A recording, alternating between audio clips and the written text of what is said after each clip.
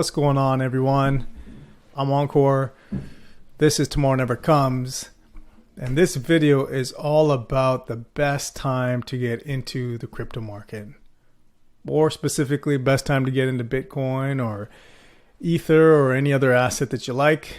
When is the best time? And I hear this being talked about. I used to talk about it when I first got into the market, and I've heard this question many times. And the best time to get into any asset class, well, I won't say any. The best time for me to get into Bitcoin and ETH, because that's where my main focus usually lies, was yesterday. Plain and simple. The second best time is today. Okay? Now, you might be like, that doesn't even make any sense. Trying to make some money here. Look, anytime you're trying to get that short-term cash or that short-term fiat, whatever it may be, or short-term gains anywhere, really, you're banking on the market to react as if you know what it's going to do. Now, if you're a day trader and you understand charts, and you can you can make money in any market as it goes down or as it goes up. But for the vast majority, you buy into a certain asset and you're hoping it appreciates, and then you could get out, right? That's usually how you're going to make money. But I caution against that. I actually discourage that. If you end up landing in a particular asset that ends up booming faster than maybe you had expected, and you want to take some profits off the table, no problem. All the power to you. I mean, there's never wrong. There's that saying that no one has ever gone broke taking profits. That's true. Okay. But here's what ends up happening. And I've seen this time and time again with those, my colleagues. I've seen it time and time again with myself. Whenever I've gone for short-term gains, it's never worked out. Never. Now, that could even mean I took a loss because I had that short-term mindset. I wasn't prepared, nor did I care for whatever I was invested in to go down, right? So as it continued to go further and further and further, I was not well equipped to handle that because I didn't believe in that asset. Otherwise, I wouldn't want a short-term gain. So I would usually sell for a loss. That definitely happened to me. I've seen people who do believe in Bitcoin, believe in, I hate saying belief because this is not a religion. It's math. Okay, so it's not a belief. It's legitimate. It's a mathematical equation or sets of equation. Like it's not a faith-ridden type system at all, or network.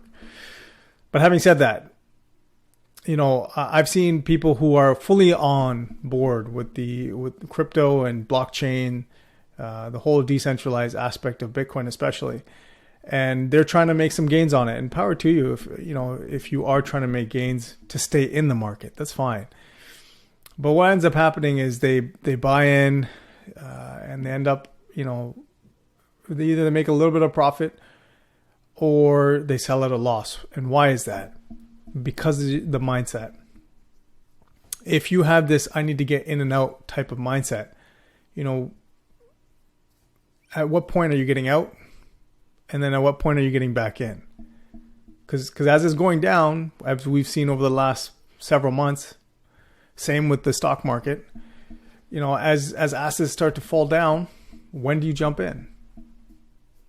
Right? No, not many have expected the drop in the equities market and to be as bad as it was, and maybe not as prolonged as it has been, and maybe more going forward. So where do you draw the line and say, okay, I'm going to get back in?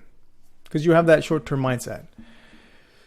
Now with Bitcoin, funny enough, it's actually trended mainly sideways. So it hasn't really gone up. It has come down from its all-time highs for sure, right? Where is it sitting at now? Maybe 45,000. So and that's US, and its high was around 69,000 US. So it's come down significantly. It even went down into the low 30s before it bumped right back up now. But where would you get in and where would you get out? And I've seen this, and I cautioned against this because I've been through it many times. Time in the market is much more valuable and much more important than trying to time the market. I'm going to say that again. Time in the market is much more important than timing the market. It's very difficult. You know, everyone is right until proven wrong. Every prediction, you know, you may get 1 out of 10, you may get 2 out of 5. That's fine. But that's not 100%. Very few are going to get even in, you know, over 50%. Maybe nobody. So, you know, unless you have a large enough portfolio where majority of it is kind of locked away, you don't care about it, and then you've got a portion of it that you're playing with, yeah, then you can do whatever you want. You're free to move around. Also, if you're in a market that seems very hot, meaning it's just skyrocketing, and you want to take profits off the table, no problem. But when things are volatile, it's so difficult. It's so difficult to time it. And for me, if you're owning something like Bitcoin and ETH, which are things that you want to accumulate as much as you can, which I understand the concept of, hey, if you've got, a certain portion of it, a small portion invested, and your asset doubles, your Bitcoin doubles, and then there's volatility, it drops down by half, you can buy double the amount that you did. I totally get it, right? But what if it doesn't? What if it doesn't in the timeline that you think it's going to? Or what if yours doubled and because it's so volatile, you aren't ready to buy back in as it was coming, as it came down, and it kind of bounced right down and come right back up. You missed it. And so now you're buying at higher levels and higher levels because the FOMO starts to get to you. So listen, I've been there, and it'll probably still happen to me down the road for certain things. But with Bitcoin and ETH, I do not play that game. I accumulate when I can, however much I can. If it dips, great. I try and accumulate more. As it goes up, I try and accumulate more. I just saw a tweet. I can't even remember who was, excuse me, who it was. And they were just saying that if Bitcoin would become the world's reserve currency, that it would be worth somewhere between 1.3 and just under 5 million for one Bitcoin. Now, those numbers do seem far-fetched, right? But 45,000, 50,000, 65,000 US Bitcoin price seemed far-fetched when Bitcoin was going for, $1, or when it was going for $500, or when it was $1,000. So the whole point here, I want to finish off, and I want to hammer it again. It'll be my third time saying it, that time in the market is much more important than timing the market. You just dollar cost average into the assets that you believe in.